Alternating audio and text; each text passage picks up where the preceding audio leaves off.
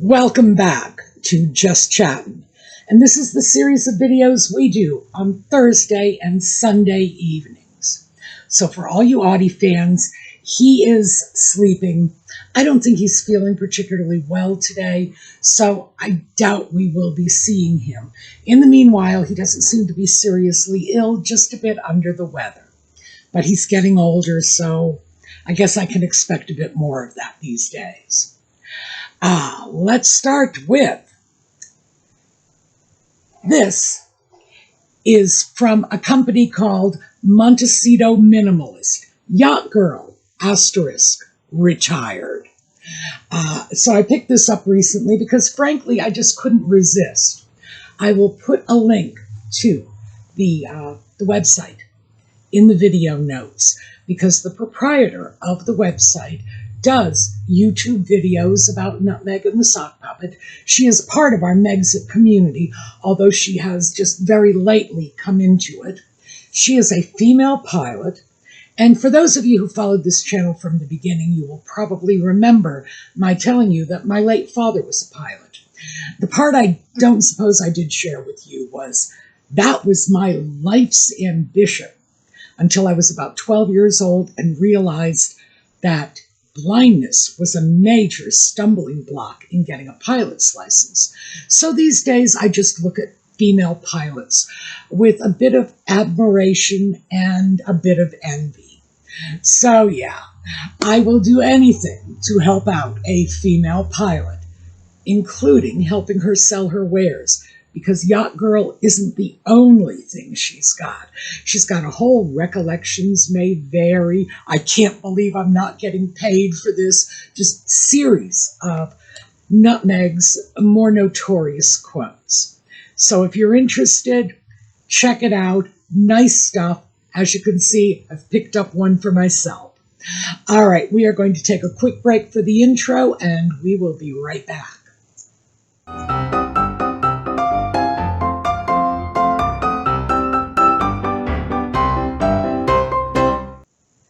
So I imagine, as you noticed, I took my sweatshirt off. It suddenly got rather warm. Yes, the t-shirt is Oxford, but I swear, actually I don't have to swear, I can show you. I realized I was sitting on my sweatshirt. The sweatshirt is, where are we? Here we go, Cambridge, really. There you go. So, I'm not giving preference to any one over the other.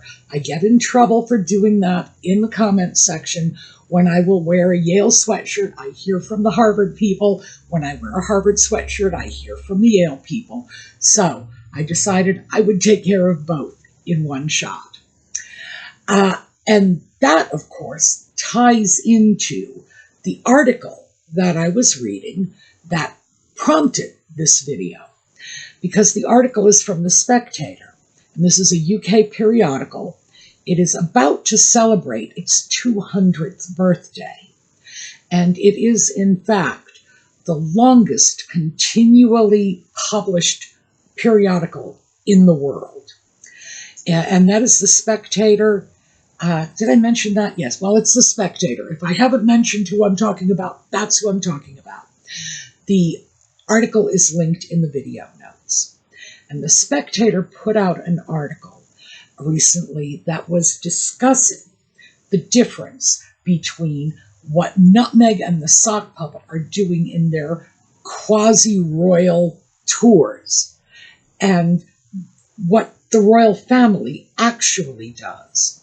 And the thrust of it was that Nutmeg and the Sock Puppet just don't understand the difference between a real royal tour and these weird little publicity junkets they are going on.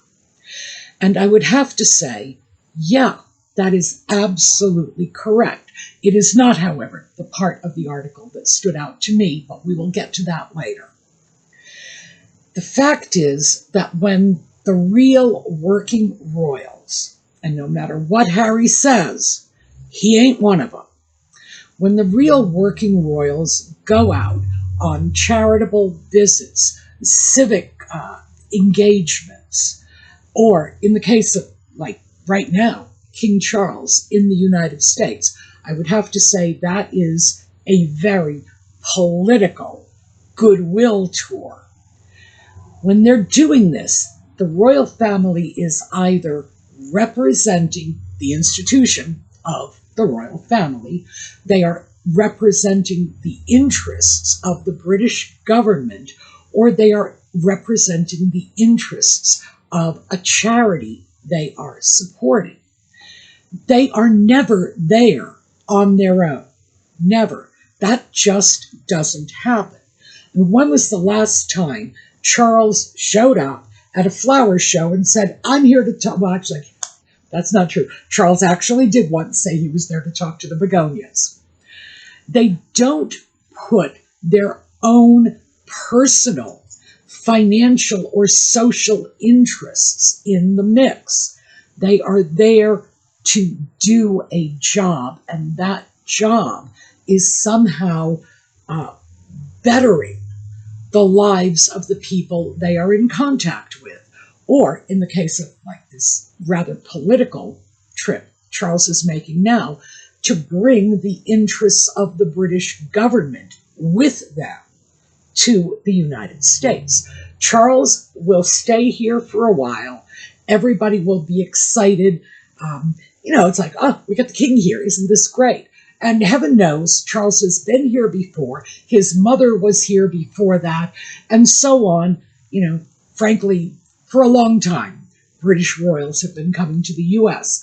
And the fact is, they come over, they engender goodwill and just a sort of, oh, look at us, we're all friends, we're all cousins.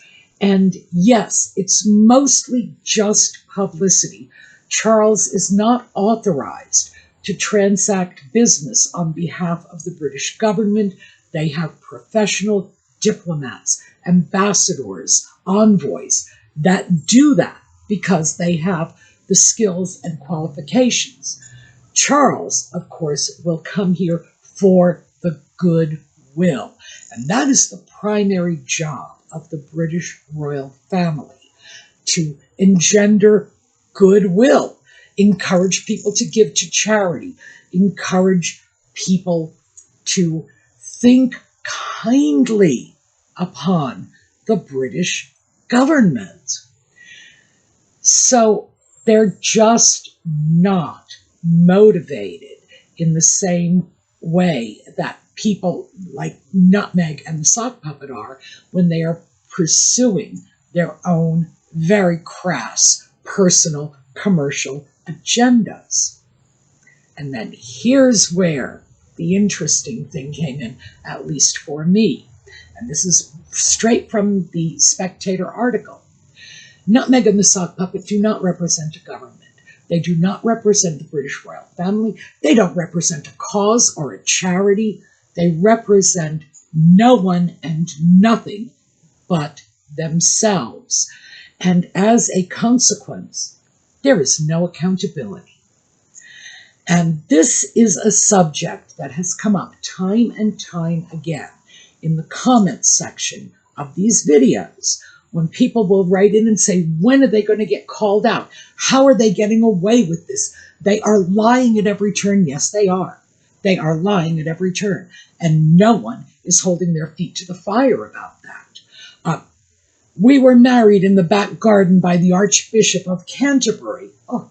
That one was such a blatant lie that sadly, the Archbishop of Canterbury even had to come out and say, no, it's not so. Now, obviously, he had to do that because given his position and given the fact that the action, had it taken place, would have been a violation of British law, he had no choice but to disassociate himself and his office from a blatantly illegal event. My personal favorite, of course, is the ever-changing miscarriage story. We've heard, 3-4 versions of this, none of which ring true. No one calls them on that. No one is saying, you keep saying this, but you want to pony up some evidence?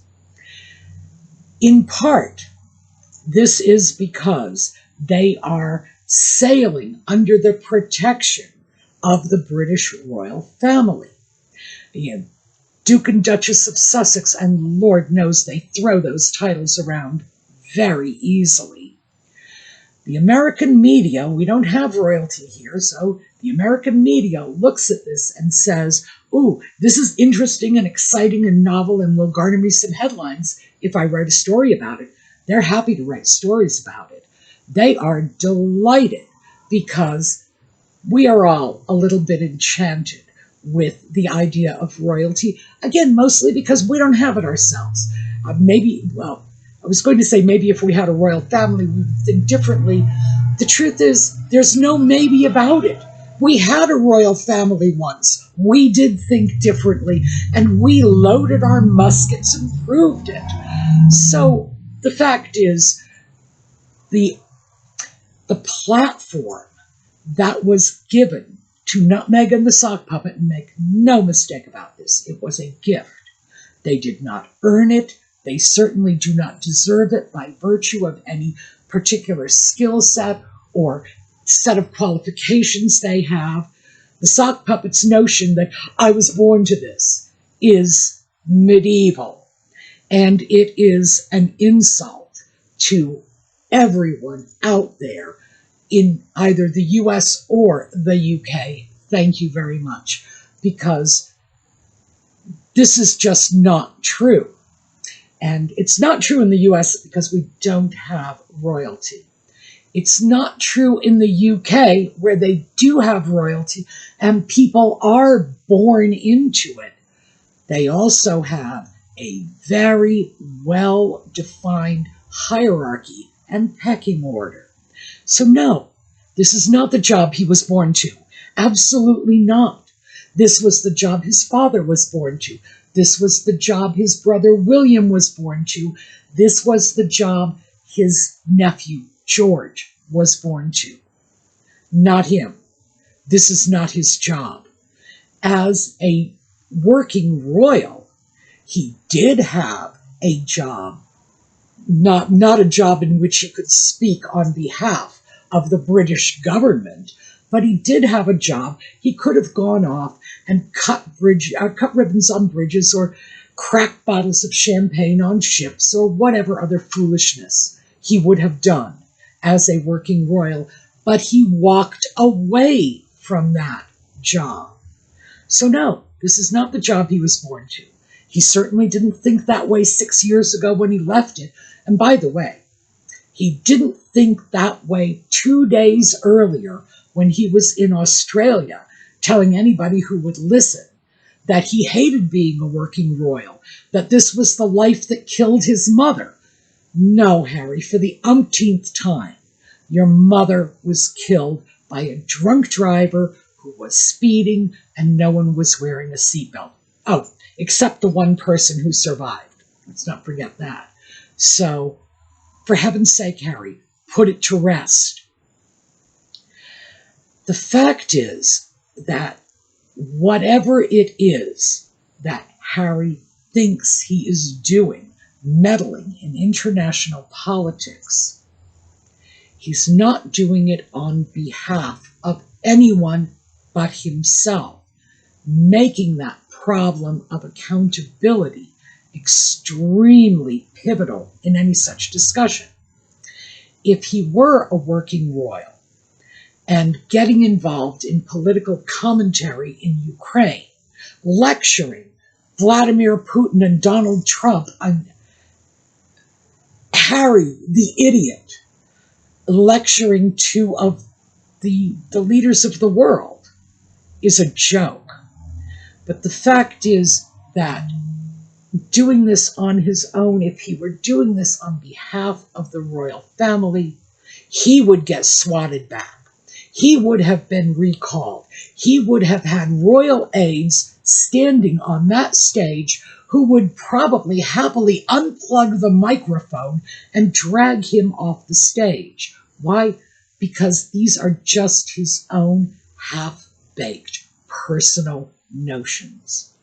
Yet he throws them out and says, I am a working royal, because he did, in fact, very clearly say that he did not consider himself not to be a working royal. He was specific about that. He was born to this. He's doing what he loves, even though 2 days earlier it was what he hated. You can't keep up with this guy. And because of that veneer of royal respectability, this is tolerated. And this is not something that should go unchallenged. But it has. We all know it. I read this week after week in the comments section. When is someone going to stop this? When are they going to be held accountable? And that was the minor subtext in this article, in The Spectator, that really caught me. Because people are noticing that there is no accountability. The Spectator referred to Nutmeg and the Sock Puppets' quasi-royal tours as their grifts. That was delightful, because when a conservative publication like The Spectator is willing to fall into that sort of street vernacular, what the people are saying, that tells you how widespread the belief is. People are starting to catch on.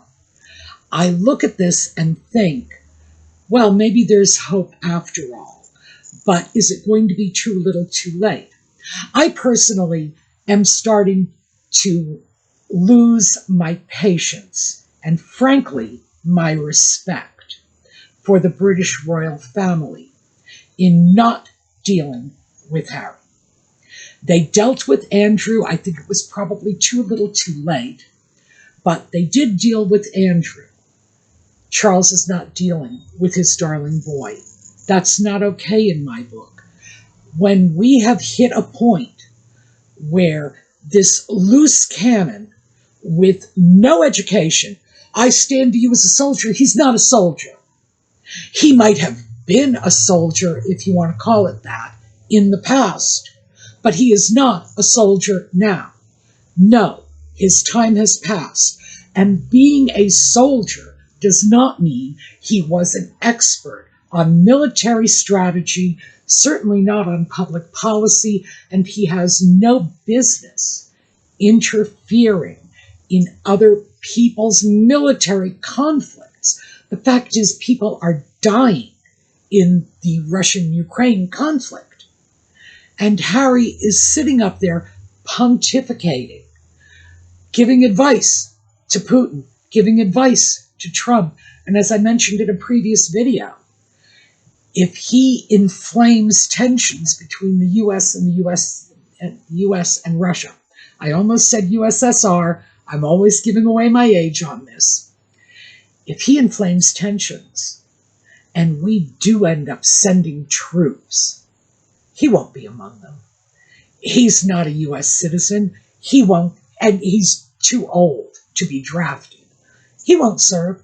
It's somebody else's blood he's talking about spilling. And frankly, it's the blood of my countrymen, so I can't say what I'd like to say to Harry on that score. But believe me, it would absolutely shut down my channel. It might be worth it. No, I'm not going to do it, but oh, I'm tempted.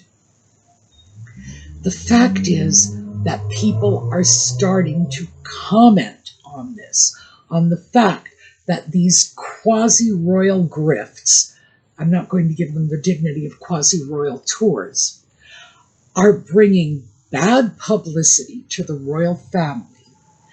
They are so crass, so commercial, that they cannot be ignored any longer. And the fact is that when Nutmeg and the Sock Puppet go out anywhere in the world as the Duke and Duchess of Sussex and are blatantly selling their titles, Nutmeg is literally selling the clothes off her back in order to enhance their personal brand, to line their own pockets. People are getting disgusted, rightly so. So I did want to finish this off with the fact that People magazine ran a story. I'm not going to say it's similar. People is their favorite lick-spittle outlet these days, and I believe that WME, Nutmeg's publicity people, the Hollywood folks, I believe they are responsible for all of the favorable press she gets from People magazine. Even People magazine is starting to realize that they can no longer ignore the criticism. So even though they're writing this glowing, just encomiast for Nutmeg and the Sock Puppet and what a success their Australian tour was, you kind of get the feeling that no one from People magazine was actually in Australia at the time. They still are looking at this and feeling an obligation to bring up the criticisms, and that is good news. Because ultimately, the one flaw I would find in the Spectator's argument that they're loose cannons, they're accountable to no one, is ultimately they are. Ultimately, Nutmeg and the Sock Puppet are accountable to the public. And when it hits a point where they have disgusted the public enough, and I think we may be hitting that point, people are simply not going to be supportive of this. I think the public is probably going to end up doing the job Charles should have done, the job Charles should be doing right now, which is stripping those titles so that Harry can no longer go off on a global stage with a platform supplied by Charles, by his late mother, by many generations of royals who went before him, and start going off like some half-cocked imbecile and meddling in things that are not his business.